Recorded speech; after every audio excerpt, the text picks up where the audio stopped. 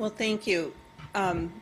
It's always humbling to come report on behalf of a whole group's experience, and also very humbling to try and tell somebody else's story. So I hope I can approach this with that humility that Manuel encouraged us confident people to do, and not that arrogant, insecure version of this. So we had the great opportunity, about a dozen or so of us, to go meet with United Students, which is a program of inner city struggle. And what I want to do is try and bring this experience to life for all of you in a little slice of how it was for us. And so here's the outline of what I'll do in the next few minutes. We're going to do an icebreaker just like we did with the students last night. I know adults often hear icebreaker and go, ah! But it was fun, and I assure you it'll be fun here too. Then I'll give you a quick history of inner city struggle, a little bit about what we learned, and I tried to reflect some of what I heard from my colleagues at dinner last night, and then leave adequate time for discussion, including comments from other members who were on the site visit. So last night, when the group first came together, they did this icebreaker led by one of their site coordinators. And so I want you all to stand up.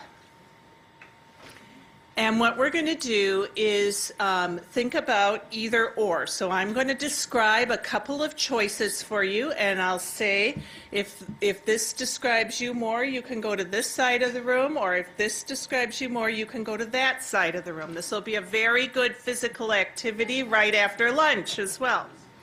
So if you like to get up early in the morning, you go to this side of the room. If you prefer to stay up late at night, go to that side of the room.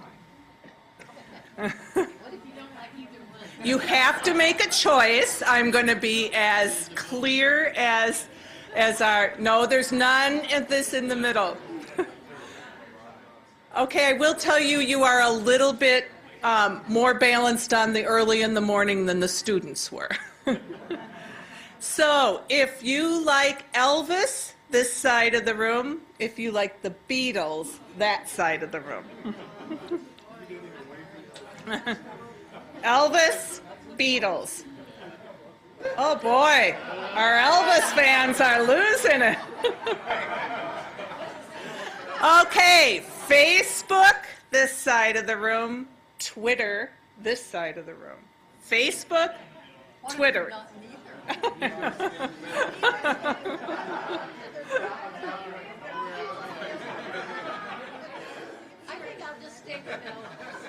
And if you thought that one was dating you a little, how about this one? If you like zombies, this side of the room, vampires, this side of the room.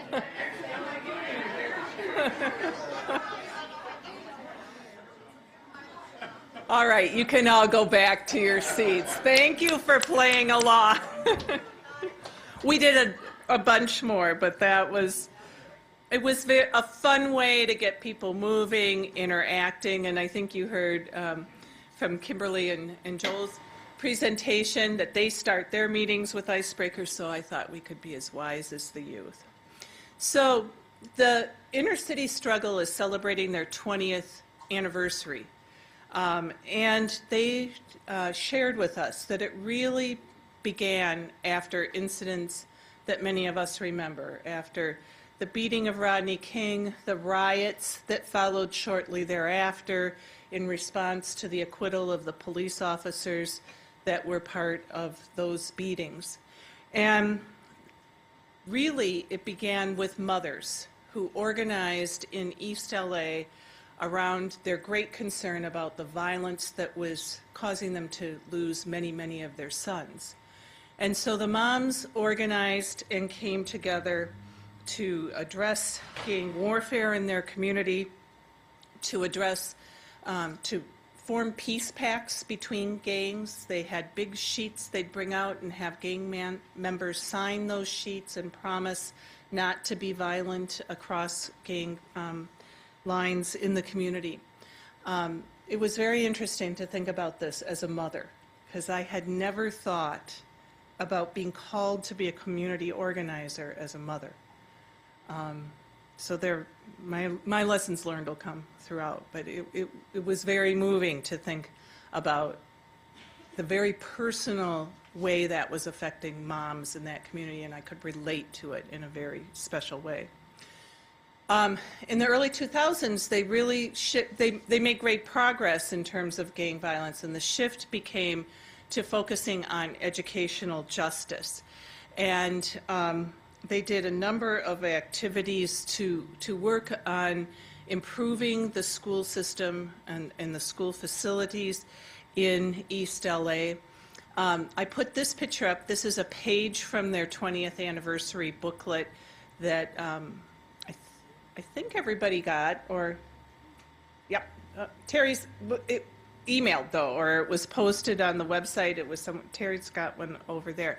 But what is interesting to me is the girl that you see on the right here in the bandana now works for Inner City Struggle. So this whole lesson learned are about cultivating your own and growing your own within the community. She's the director of academic support, I think, for the organization.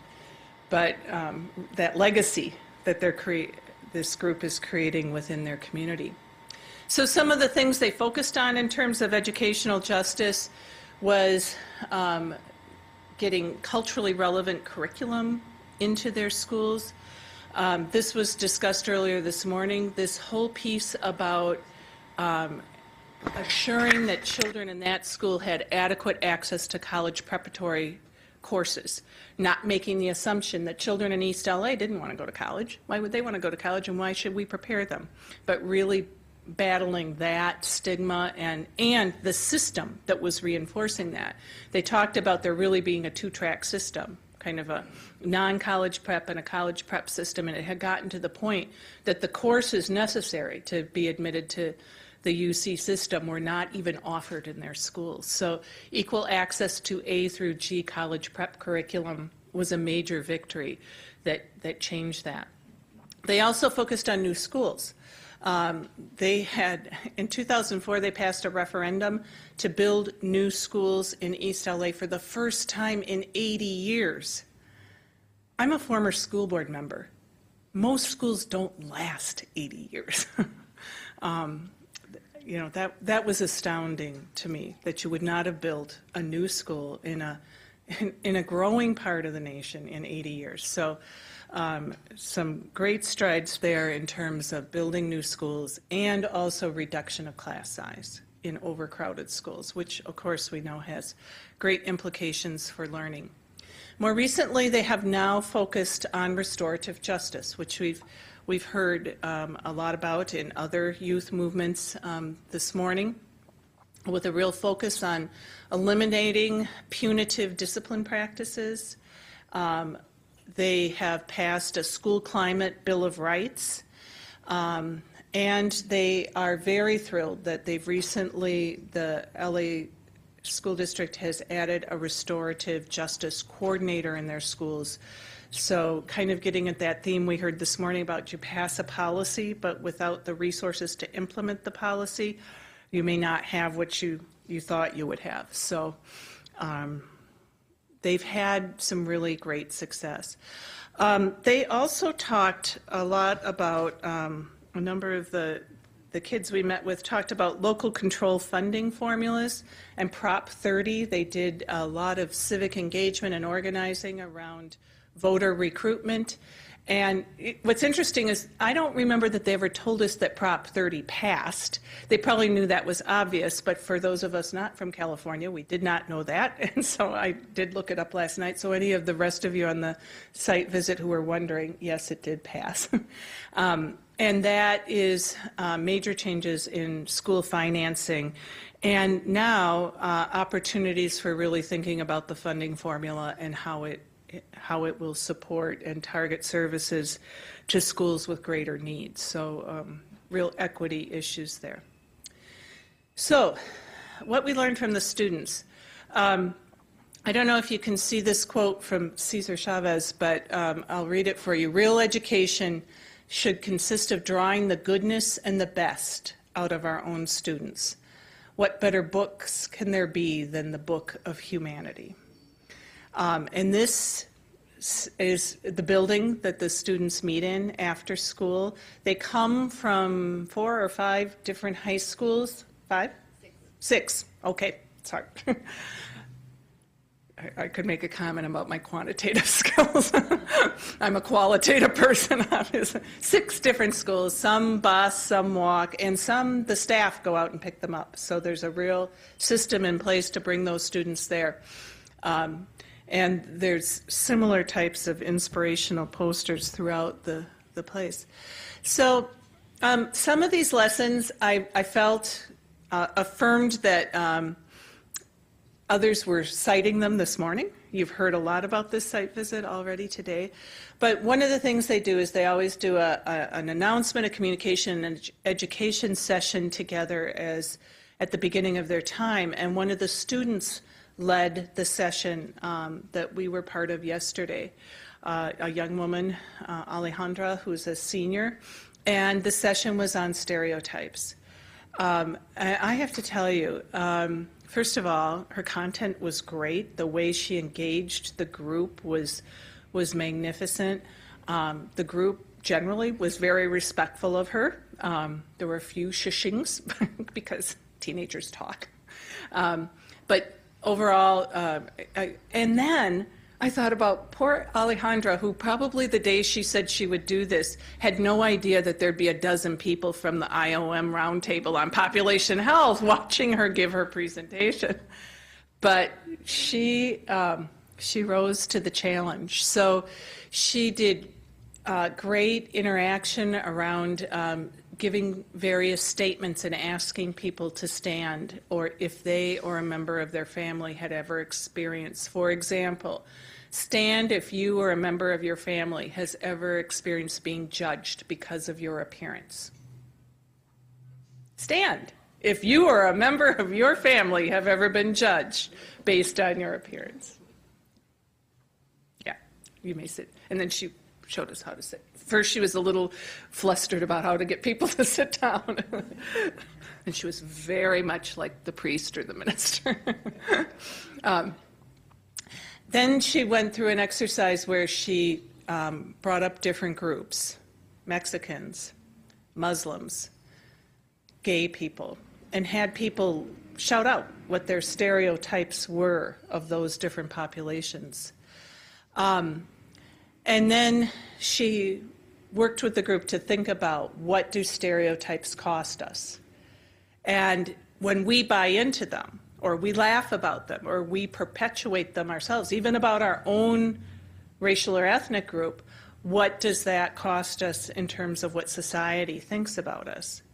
And so one of the ways she ended it with talking about stereotypes about East LA, and what do people think about East LA? You know, gangs or drive-by shootings or chickens in people's yards. And so she showed the video, and maybe we can, is it buffered or not? The video that we were showing is a band from East LA that's talking about life in their neighborhood, and maybe we can just show it a minute or so.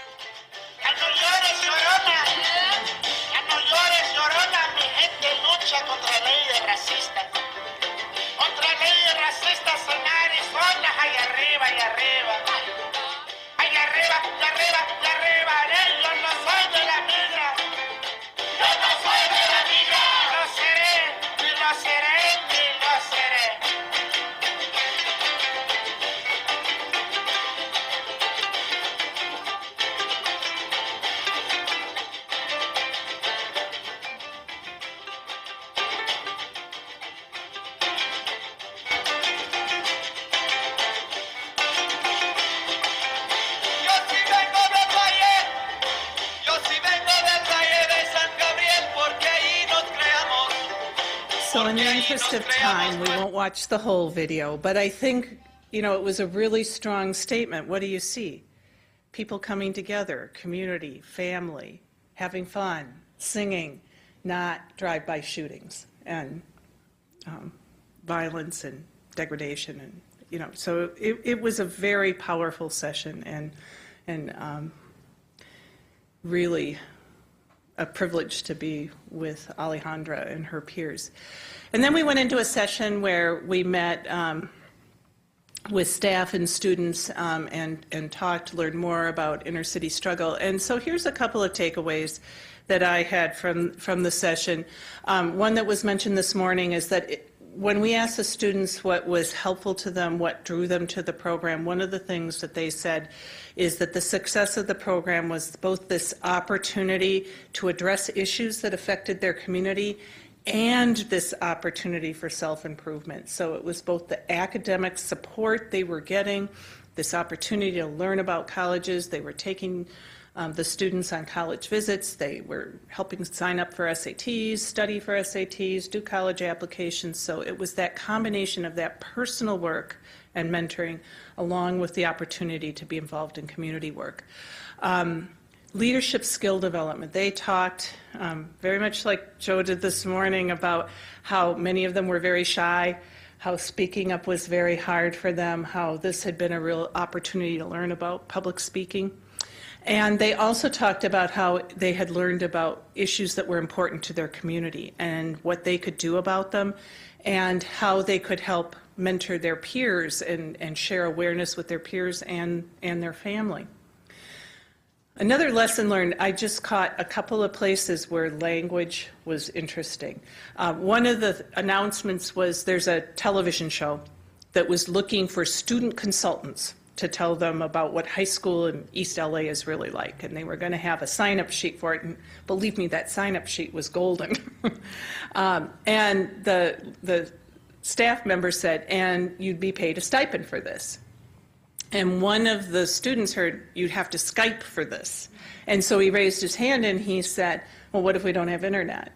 And then it became aware to the leader that, oh, they may not understand what the word stipend is. And so he explained what a stipend is. But it was one of those moments where you just realize, man, some of the things we just assume everybody knows. You need to be more transparent. And then one of their leaders talked about the push-out rate in high schools, which she then shared with us most people call the dropout rate. And it was such a powerful reframing of that phenomenon. So in one of the articles that I had that was shared with our planning committee, I don't know if it's been shared with the whole roundtable, a letter about, article about citizen participation. It has this ladder of citizen participation, beginning with tokenism and manipulation and therapy, rising up to citizen control. And so I thought about the youth and what we were developing, and I think we really saw partnership, delegated power, that we really saw a program that allowed these young people to move up to those higher levels of citizen power. And my last slide, when I got back to my room after dinner and was putting the slides together and thought I should do one more check of my email, here was in my email box. Hello, my name is Adriana Mesa, and I'm part of United Students. We met this afternoon, and I would just like to thank you for the positive feedback you gave me. It really meant a lot. I'm very glad we got the opportunity to meet all of you. If you have any more questions, please don't hesitate to ask me. Again, thank you. And what I mean, first of all, I was just thrilled to receive that email, but what a statement about the maturity of this young woman, that she'd been taught. She asked for my business card. That, number one, she asked for my business card. Number two, she took it. Number three, like that, she followed up. Number four, she expressed gratitude. And number five, it's so empowered that she was there to say, how more can I help you? And And I know Amy had a hand in this too, because she said something about being very nervous about speaking in front of very important people. And Amy told her, we're no more important than you are. We may be in positions that we may be able to make decisions that that can help improve health in this nation, but we're no more important than you. And, I just thought it was a great testimony to what United Students is doing. So let me stop there and see what other site visitors might want to add to that, or other questions or comments from folks that weren't able to be with us.